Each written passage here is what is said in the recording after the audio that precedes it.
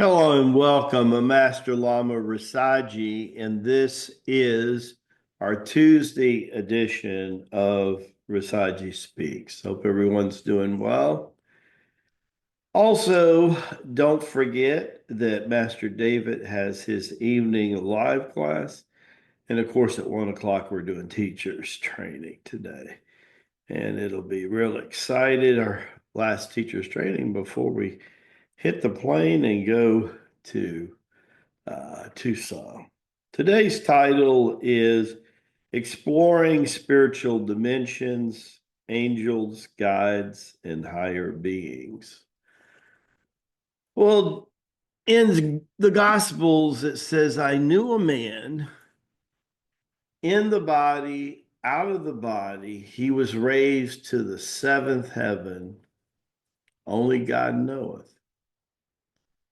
Well, that denoted that in the seventh heaven, what is he talking about? Because if he's counting four up, right? 4 and 7, that's 11. Or was he counting 5 and up? That would be 12. Which level of heaven was this individual on? So that denotes in my Father's house, there are many mansions. If this was not so, I would have told you. Again, in my Father's house, there are many, many mansions. You know, all throughout scriptures, messengers, angels of the Lord, beings with the Andeliverian patriarchs from the First Testament, interacting with Isaiah, Elijah, Daniel. I mean, just think about that. Where is all this information coming from? Obvious beings. We did a segment recently on your guardian angels. You know, every time you do Siddhanas, all the way back to our buddy's time, Christian, we're talking 4,500 years ago today. Very interesting when we think about it, right? Very, very interesting. Krishna is referred to as Christ of Asia, one of the powerful avatars. The following of Krishna is huge. Huge, huge, huge, huge, especially in India and Tibet and Nepal. It's phenomenal. But he has a strong following in Western Europe, here in America, and also in Canada. It's a big following, right? It's in the millions. You need to know that. If you're a Christian and you've been limited to reading the Bible, then you need to know that there are millions of people around the world who still turn to him. When you realize the life of Sri Tapas Vidya, a great city yoga master that was around the 19th, late 18th, early 19th century. His shrine today was where Krishna was said to be born in Vrindavan in India. His hermitage is there, and he saw a lot of deities, but he had a real passion for Krishna. I mean, he would see Shiva, he would see a lot of deities.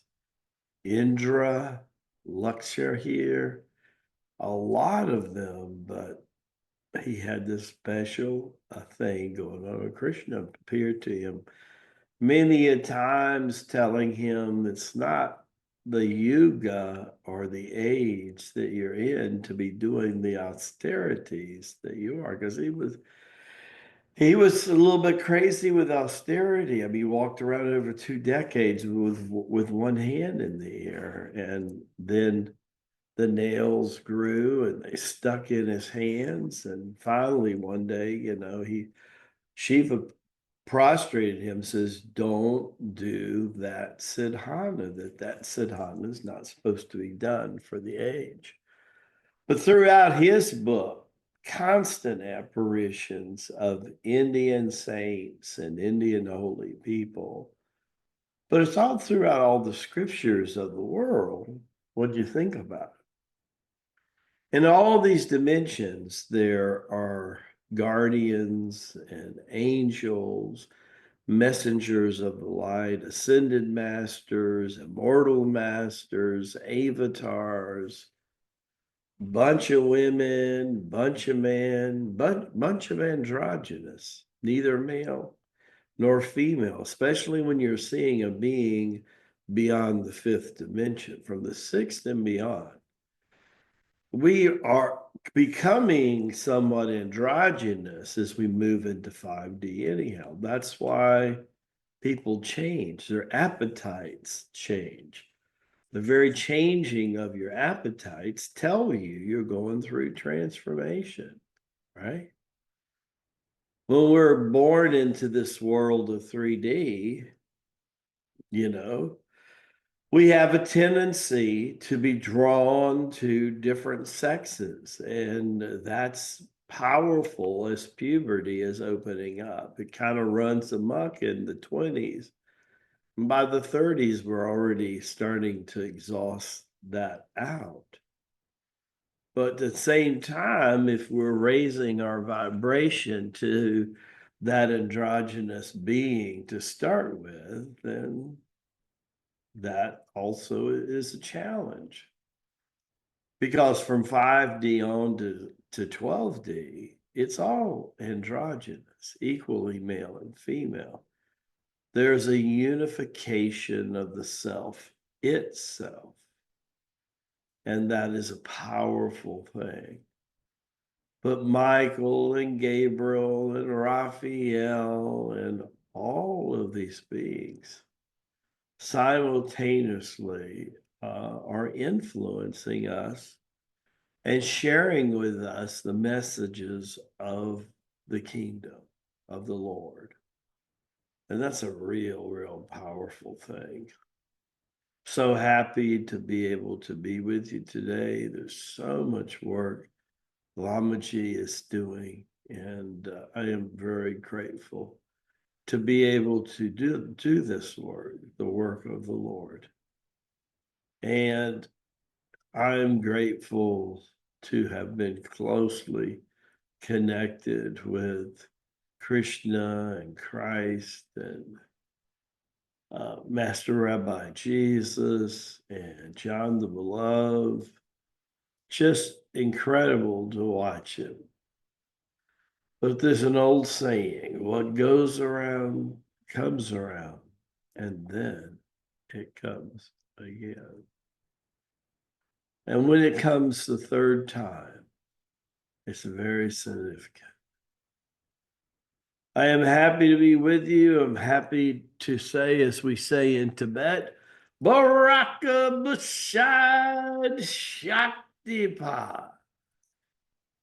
I can't wait to see you on live streaming in Tucson and give all of you that are coming a hug.